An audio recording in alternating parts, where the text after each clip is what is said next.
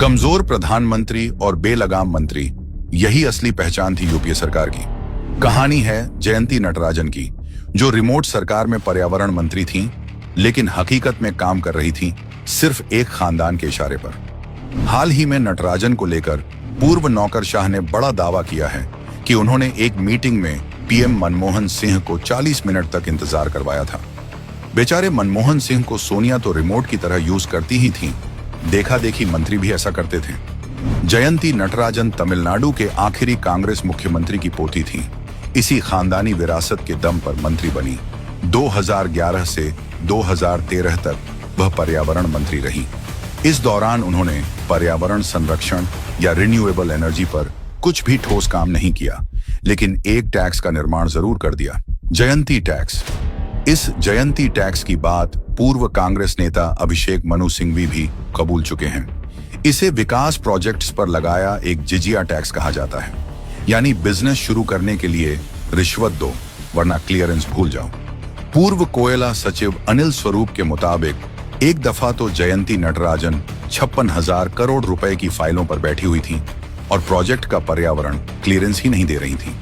उन्होंने कैबिनेट सचिव को पत्र लिखकर इसकी जानकारी दी, लेकिन कुछ नहीं हुआ। 15 दिन बाद फिर नोट भेजा, फिर भी कोई जवाब नहीं।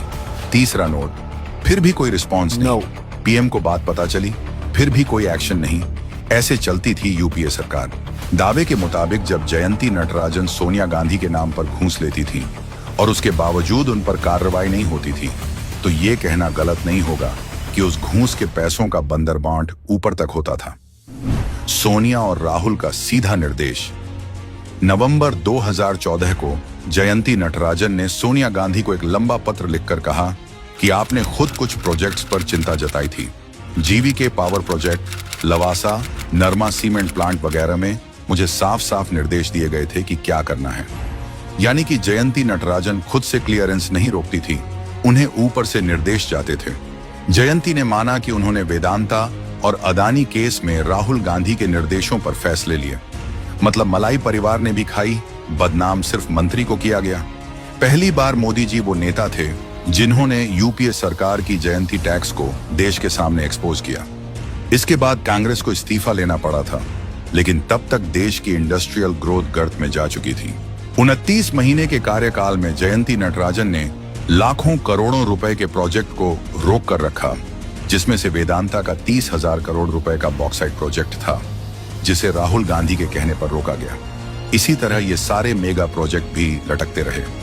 हालांकि चुनाव सामने देखकर कांग्रेस के नए मंत्री ने तुरंत सारी क्लियरेंस दे दी, ताकि कारोबारी को खुश करके चंदा बटोरा जा सके। कुल मिलाकर यूपीए 750 रुके हुए प्रोजेक्ट्स और 18 लाख करोड़ रुपए की अटके हुए प्रोजेक्ट छोड़कर गई। असल टैक्स जयंती नहीं था, सोनिया राहुल टैक्स था। ये जयंती टैक्स नहीं, एक खुला रैकेट था।